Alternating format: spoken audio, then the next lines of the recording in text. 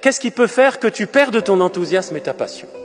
Ça, c'est une bonne question. Cette joie qui m'est offerte tous les jours, comment je risque de la perdre? Premièrement, en ne prenant plus de temps avec Jésus. Moi, je vous le conseille vraiment. 5 minutes, 10 minutes, un quart d'heure, dans votre chambre, ici, dans une église, peu importe. Dans la nature, où vous voulez, mais Jésus, il est avec vous. On appelle ça l'oraison. Et avec la parole de Dieu. Si on perd le contact avec la parole de Dieu, on est foutu. C'est fini, cette joie, elle s'en va. Il y a un deuxième voleur de joie. Moi, je les appelle les voleurs de joie. C'est à propos de la messe. Ce qu'on est en train de faire, ce qu'on est en train de vivre. Vous savez qu'un prêtre, il peut perdre sa joie à cause de la messe. Vous savez qu'on peut perdre son enthousiasme. Le Seigneur soit avec vous et avec votre esprit. On a du Père et du Fils. Kyrie les saints, Christ les saints, Christ les saints, sanctus, sanctus, sanctus, des automates de la messe. C'est terrible.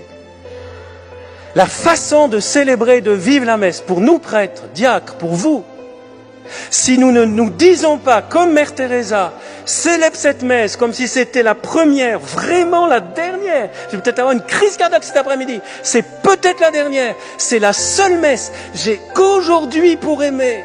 J'ai qu'aujourd'hui pour célébrer la messe. Alors je veux la célébrer la messe comme Ricardo l'a célébrée il y a 8 jours et il la célèbre depuis. Comme un jeune prêtre.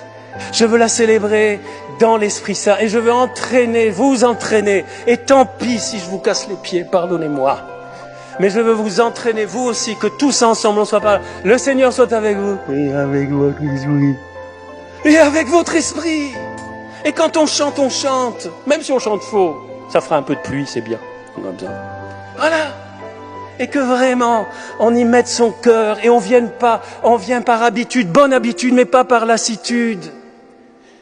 Pas par lassitude, c'est valable pour la messe, c'est valable pour toute autre réunion de prière d'ailleurs, mais particulièrement parce que j'ai remarqué que les rubriques, comme on dit, qu'il faut respecter, mais la façon, parce que la messe ne nous appartient pas. Jean-Paul II disait avant de mourir, prêtre de Dieu, la messe ne t'appartient pas. La messe ne vous appartient pas. On ne peut pas en faire ce qu'on veut, ceux qui bricolent et qui font ce qu'ils veulent, non. Je veux pas qu'on me vole ma joie.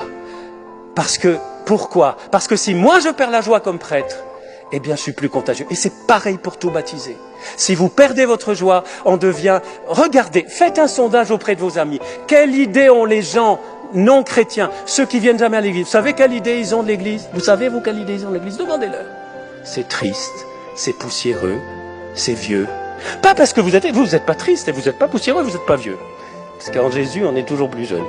Mais c'est l'idée qu'ont les gens, c'est terrible. Il y a des raisons aussi.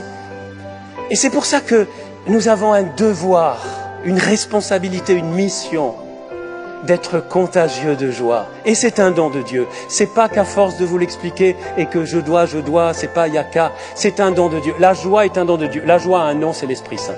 Vous voulez la joie? Je veux la joie. Je veux la garder tous les jours, Esprit Saint. Et l'Esprit Saint, attention, hein, ça déménage. Hein. Il a le foie doux, ça peut être aussi violent dans le bon sens du terme. Il peut nous déranger, il peut nous enflammer. C'est le feu de l'Esprit Saint.